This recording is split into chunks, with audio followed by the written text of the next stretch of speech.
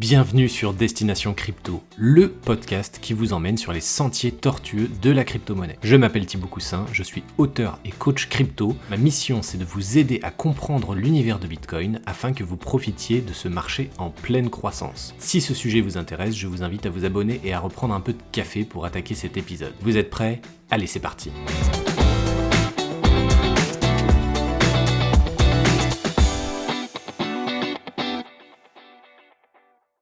Bienvenue dans ce nouvel épisode de podcast où j'ai la chance de recevoir Marty qui travaille pour Elrond City, un autre projet qui a d'autres enjeux et que Marty va pouvoir nous exposer aujourd'hui dans cet épisode. Bonjour Marty et merci à toi d'être là.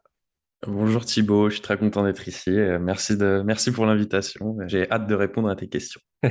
Super, merci beaucoup. Alors la première question, comme d'habitude, quel est ton parcours et comment t'es venue l'idée de fonder Elrond City? Comment t'en es arrivé là? Ok, donc moi je m'appelle Marty ou Martin dans la vraie vie.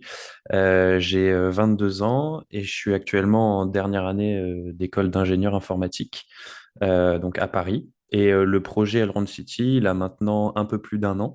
Et d'où est venue l'idée? En fait, on était nous-mêmes investisseurs sur Elrond, puisque je suis pas tout seul à avoir fondé Elrond City. Et puis, il y avait pas de projet NFT ou très très peu. Je crois qu'à l'époque où on a commencé, il devait y avoir un ou deux projets NFT. Et donc, on s'est dit que c'était un beau challenge de créer un projet. Donc, on s'est un peu lancé comme ça, avec un thème, du coup, la City, où on s'est dit, on va essayer de construire des NFT qui permettraient de construire une ville, dans un style voxel. Le voxel, c'est du pixel art, mais mis en 3D, donc c'est très cubique. Et donc voilà, donc au tout début du projet, il n'y avait pas les enjeux qu'on a maintenant, il n'y avait pas la roadmap qu'on a maintenant. Cette roadmap, elle s'est un peu écrite au fur et à mesure du temps, de ce que les gens attendaient, et de ce que nous, on avait envie de faire. Mais donc voilà, sur la jeunesse du projet, l'idée, c'était monter un projet, on va voir comment ça se passe, on va essayer de rassembler une communauté. D'accord. Et quand tu dis nous, c'est-à-dire qu'il y avait des gens dans ton école d'ingé qui étaient aussi motivés et vous êtes comme ça fait une petite équipe pour lancer le projet, c'est ça? C'est ça. Du coup, en fait, quand j'ai eu l'idée, je suis allé chercher du coup trois amis à moi que je connais maintenant depuis 5 ans. En fait, on a fait toute notre école ensemble, où je les connais très très bien et on est tous un peu complémentaires, chacun a un peu ses petites spécificités dans le projet. Donc, on était quatre à lancer ça. Puis petit à petit, il y a des gens qui sont venus nous rejoindre et aujourd'hui, on est 9 à travailler sur le projet Alround City. Ah ouais, c'est énorme et vous travaillez tous un peu en mode, parallèle de vos études ou est-ce qu'il y a des gens qui sont dédiés à 100 sur le projet? Alors, du coup, on est 5 étudiants de la même école. Donc, nous, bien sûr, on travaille en parallèle le Ouais. soir, après les cours, le week-end, sur nos temps libres. Après, on a notre artiste qui, elle, vit en Roumanie, qui, elle, est une freelance. Donc, en fait, c'est quand on a des missions pour elle, c'est celle qui nous produit tous les visuels artistiques. On va avoir une designeuse UX UI avec qui on va travailler en amont de créer des nouvelles interfaces, c'est elle qui va nous les designer. Et puis enfin, on a deux personnes, Alézoire et Jeune Chris, qui eux nous aident sur de la modération Discord. Donc c'est pas vraiment du rôle à plein temps. Et Alézoire récemment nous aide beaucoup sur la mise en scène de nos NFT pour en faire des images un peu chouettes à pouvoir montrer. D'accord, donc vous êtes quand même une grosse équipe avec des profils assez variés. Peux-tu, nous décrire, le fonctionnement global d'Elrond City en quelques minutes, ses enjeux, vos objectifs internes et comment tout ça va se mettre en place? Euh, donc, alors en fait, dans Elrond City, on a deux types de NFT.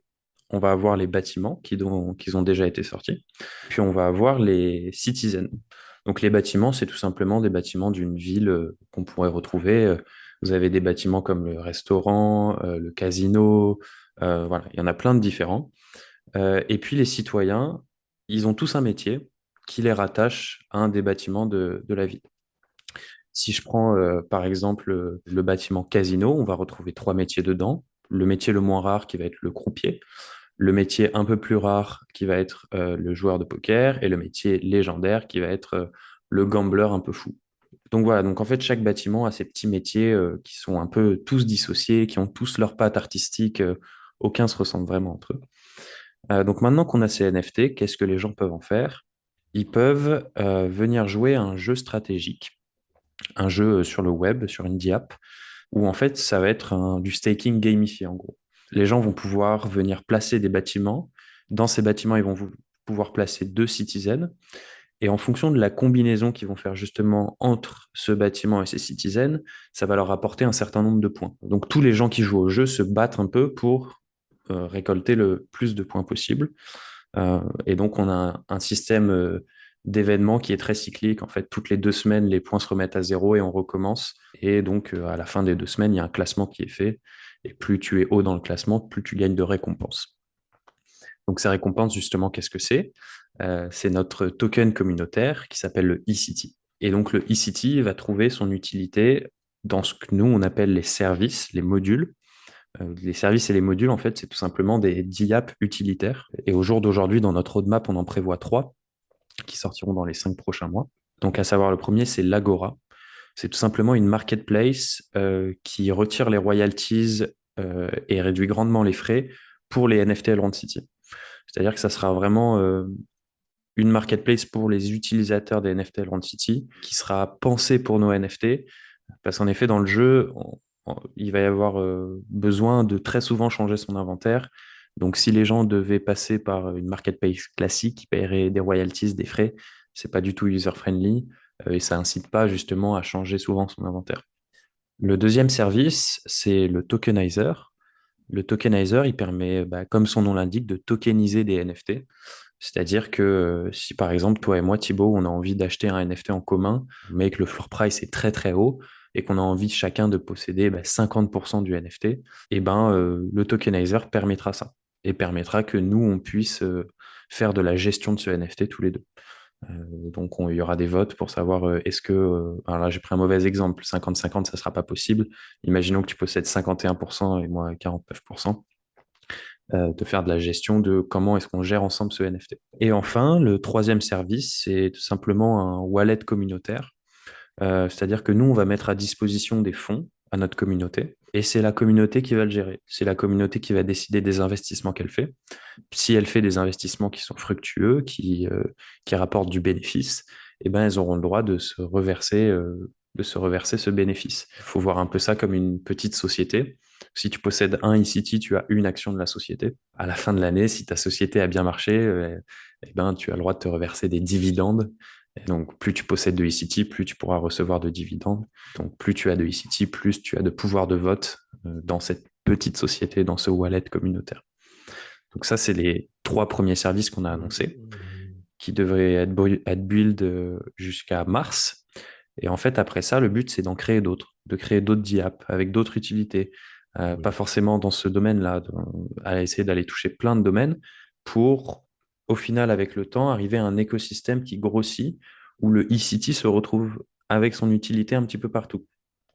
Donc, lui donner toujours plus et de plus en plus d'utilité pour créer, voilà, finalement, à terme, devenir un peu une société de service sur la blockchain Elrond, mais qui est possédée par les possesseurs de eCity, en fait.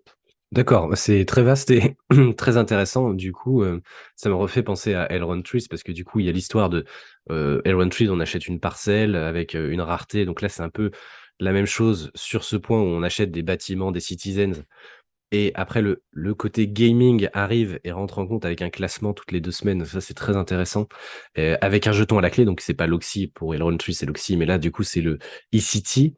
Ce eCity derrière, il vous permet d'accéder à, pour l'instant, 3 services dans les mois qui viennent, potentiellement une dizaine de services dans les prochaines années. Tout le challenge, en fait, des NFT et du jeton, c'est de trouver comment le rendre attractif.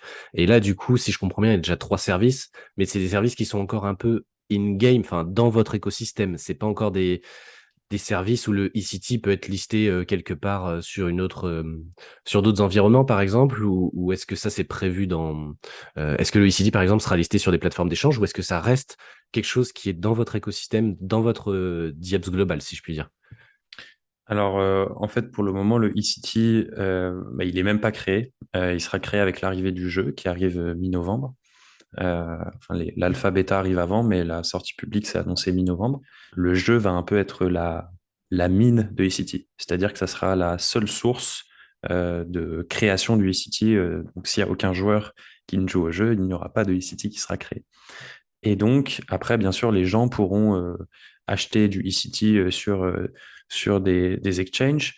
Euh, le but, c'est de ne pas lister le eCity tant que on considère qu'il n'a pas assez d'utilité pour éviter, si on le liste, que ça soit un crash complet et que, voilà, s'il n'y a pas assez d'utilité, ça ne sert à rien de sortir un token. Hmm. Donc, il ne sera pas listé tant qu'on ne considère pas qu'il y ait assez d'utilité et assez de demandes acheteuses du eCity puisqu'au final, nos services ne sont pas réservés que à ceux qui ont nos NFT. N'importe qui pourra aller acheter du eCity, utiliser nos services. C'est simplement que ceux qui possèdent nos NFT pourront obtenir du eCity un peu gratuitement en jouant Oui, au c'est jeu. un revenu passif donnant accès à des services. Hmm. C'est ça. Ok. D'accord. Pourquoi avoir choisi de développer ce projet sur Elrond? Pourquoi pas Ethereum, Solana ou une autre infrastructure? Donc là, pourquoi Elrond? Est-ce que c'est une affinité particulière? Est-ce que c'est vous avez fait un comparatif ou est-ce que c'est venu naturellement? Voilà, comment vous êtes arrivé à développer sur Elrond? C'était assez Hmm. naturel. Bah, pour être très honnête, moi j'étais investisseur sur Elrond et j'étais peut-être un peu trop sur Elrond. Donc il y avait ça, il y avait aussi le fait que la user experience sur Elrond, je pense, est très agréable. C'est une blockchain, voilà, ça va vite, ça coûte pas très cher en frais de transaction. Et puis quand on commence à creuser un peu niveau tech, niveau dev, c'est quand même très agréable de dev sur Elrond. Je sais pas trop pour Solana, Ethereum, mais en tout cas je sais que sur Elrond, ça se passe bien. Et puis bien sûr, il y avait il y avait très très peu de projets NFT. Donc naturellement, c'est beaucoup plus simple de se faire une place que sur des marchés sur Ethereum ou Solana où bah, il y avait déjà énormément de projets. Donc, je pense que c'est surtout ce dernier argument qui a fait qu'on s'est lancé sur Elrond. Mais après, bien sûr, il y a le désavantage d'avoir beaucoup moins d'exposition puisque bah, il y a beaucoup moins d'utilisateurs. Mais ça, c'est quelque chose, si on voit long terme avec un projet, je pense que c'est pas un point bloquant puisque si on considère que Elrond est une bonne blockchain, on a tout intérêt à penser que un jour elle pourrait être dans les top blockchains mainstream. Ok, bah effectivement, c'est à double tranchant parce que vous étiez parmi les premiers projets NFT, donc en même temps, hein, il n'y a pas encore énormément. Enfin, la documentation, elle existait déjà quand vous êtes lancé ou vous avez des échanges un peu avec l'équipe? Comment ça se passe au tout début? C'était un peu le Far West dans les mois de septembre à novembre, décembre. Personne faisait de smart contracts, en tout cas très très peu. C'est-à-dire que les mints se faisaient sur Discord avec un bot custom où tu devais envoyer des eagles. Enfin, c'était vraiment le Far West, quoi. C'était le tout début. Et quand on voit comment en un an, tous les projets se sont professionnalisés et arrivent à faire voilà, des vrais trucs décentralisés, etc., on voit qu'il y a déjà un petit bout de chemin qui a été fait. Donc, il y a tout à espérer que dans un an, ça sera un peu la même marche qui aura été franchie pour aller encore plus loin pour tout cet écosystème. D'accord. Bon, si je comprends bien, mi-novembre, il y a des grosses échéances qui arrivent pour vous. Le planning doit être chargé et j'ai cru voir passer sur les réseaux des gens qui recevaient des boîtes avec des goodies, des choses comme ça. Tu peux m'en dire plus là-dessus? C'est des gens qui ont investi en amont et qui reçoivent du coup un package spécial? Alors, en fait, ces boîtes, ça naît de notre collection des Citizen qui arrive au mois d'octobre. Alors, on se parle très prochainement. En fait, on voulait un peu marquer le coup en essayant de faire un truc physique, parce qu'on n'avait pas vu beaucoup d'objets physiques dans le monde de la blockchain. Donc, on s'est dit, bah, tiens, on va faire une petite boîte un peu jolie. On a essayé de travailler le design à l'intérieur en la mettant à la patte de notre projet. Et puis, on va mettre des petits goodies. Donc, on a mis un t-shirt, on a mis des petits posters euh, qui sont, qui sont des posters faits par Alésoir qui justement met en scène nos NFT. Et on a mis une petite figurine. Et en fait, avec, tu pouvais récupérer un SFT gratuitement sur notre site web. Ce SFT te permettra de l'échanger contre un vrai citizen. Et donc cette idée, elle est née. Non, après ça nous faisait aussi un peu kiffer voilà, de créer un objet physique un peu sympa. Et on l'a envoyé, pas forcément aux OG du projet, on l'a envoyé aux gens de l'écosystème qu'on avait déjà rencontrés dans les précédents événements. Et puis parmi eux, bah, il y avait certains qui étaient un petit peu des influenceurs sur Elrond. Donc il y avait aussi un petit coup de com derrière en se disant qu'ils allaient sûrement le poster, que les gens allaient peut-être le voir, et que ça tombait juste avant la sortie des Citizen. Mm. Mais c'est quelque chose qui apparemment a été beaucoup, beaucoup apprécié par les gens qui l'ont reçu. Donc, je suis sûr qu'on va travailler sur une V2 encore mieux, plus améliorée, plus léchée, plus vraiment top. Et peut-être qu'on pourra l'envoyer à plus de monde cette fois-ci. Bah écoute, oui, parce que moi je l'ai vu passer, et donc je pense que oui, ça a fait un petit coup de com', donc c'est très bien, et puis l'initiative est plutôt sympa, moi je trouve. Avant de terminer, je vais finir par les deux questions traditionnelles que je vais faire sur chaque interview maintenant. La première question, c'est quelle a été ta plus grosse erreur ou ton plus grand regret sur l'univers crypto? Eh ben, le plus grand regret, ça a été de... je pense qu'on s'est lancé trop vite dans le projet et que du coup, en fait, il y a eu une grosse période dans le projet où on a eu énormément de doutes. On s'est remis énormément en question sur où est-ce qu'on allait avec Elrond City. Euh, et ça, je pense que c'était vraiment l'erreur de vouloir se lancer très vite en disant vite, il faut être opportuniste parce qu'il y a très peu de projets NFT. Alors que je suis sûr que si on avait pris plus le temps de réfléchir au long terme du projet, ça se serait mieux passé. Après, je suis très content d'où on en est aujourd'hui parce que on a pris le temps de se poser, mais plus tard, une fois que le projet était Mmh. lancé. Mais voilà, vraiment, c'était vouloir se lancer trop vite. On aurait peut-être dû prendre plus le temps. Je pense que c'est important. Ouais, sachant que là, on est 1 an après le lancement et il y a encore très peu de projets NFT sur Elrond finalement. Ça commence à se développer, mais je veux dire, on est loin d'une masse adoption. Je veux Hmm. dire, oui, on peut prendre le temps et faire les bons choix. Ok. Merci pour ce retour. Et si tu avais un débutant en face de toi qui souhaite investir ou créer dans l'univers de la crypto, que ce soit sur Elrond ou sur la blockchain au sens large, quel serait le conseil que tu lui donnerais? Alors, je pense que je peux plus parler en tant que si la personne a envie de créer que d'investir, parce que est-ce que moi je suis vraiment un bon investisseur? Je sais pas. Par contre, pour créer, c'est peut-être là où j'ai le plus appris. Je pense l'avantage sur Elrond, c'est euh, d'avoir facilement accès à des réponses. C'est une blockchain où, en fait, c'est une petite communauté. Les gens s'entraident très facilement entre eux. C'est très facile de communiquer euh, un peu avec des développeurs, etc., pour poser des questions, pour apprendre. Il y a vraiment un truc communautaire qui pousse un peu tout le monde vers le haut, j'ai l'impression. Donc c'est ça, c'est pas hésiter à demander de l'aide.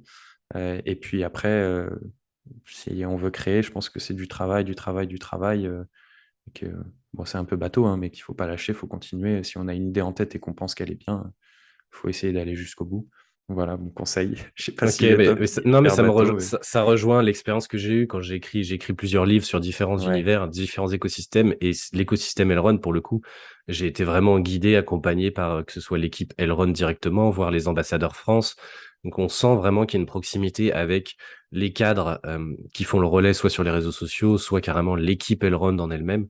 Donc, ça, c'est quelque chose que j'ai ressenti moi aussi en écrivant le livre sur Elrond. Donc, je partage effectivement cet avis. Écoute, on arrive à la fin de cette interview. Comment on peut vous aider, Elrond City, à part vous suivre sur les réseaux sociaux? Est-ce qu'il y a quelque chose qu'on peut faire pour vous aider? Ouais, moi, le truc que j'aime bien dire à chaque fin d'interview, c'est vraiment, si cette mini-interview vous a peut-être donné envie, c'est aller lire le white paper, aller être très critique sur ce white paper, aller nous poser des questions techniques, des questions qui vont nous faire douter, etc. Je pense que c'est le meilleur moyen pour notre projet de s'améliorer. Et puis, voilà, je pense que sur Discord, on a la chance de pouvoir être très, très réactif. Dès que quelqu'un a une question, on n'hésite pas à venir lui répondre et on prend le temps de lui répondre. Donc voilà, lisez le white paper. Si ça vous intéresse et que vous voulez en savoir plus, venez parler avec nous. On sera ravis de pouvoir discuter du projet avec vous. Eh ben, c'est noté. Tous les liens, de toute façon, seront dans la description de cet épisode. Donc, le site internet, le white paper, il y aura tout. Donc, n'hésitez pas à aller voir et puis à vous abonner sur les réseaux sociaux pour suivre les développements d'Elrond City. Il y a apparemment pas mal de choses qui arrivent dans les prochains mois. Merci, Marty, pour cet échange. Et puis, bah, je te souhaite le meilleur pour la suite, à toute ton équipe. Et puis, bah, bon courage. Merci beaucoup, Thibaut. Allez, salut!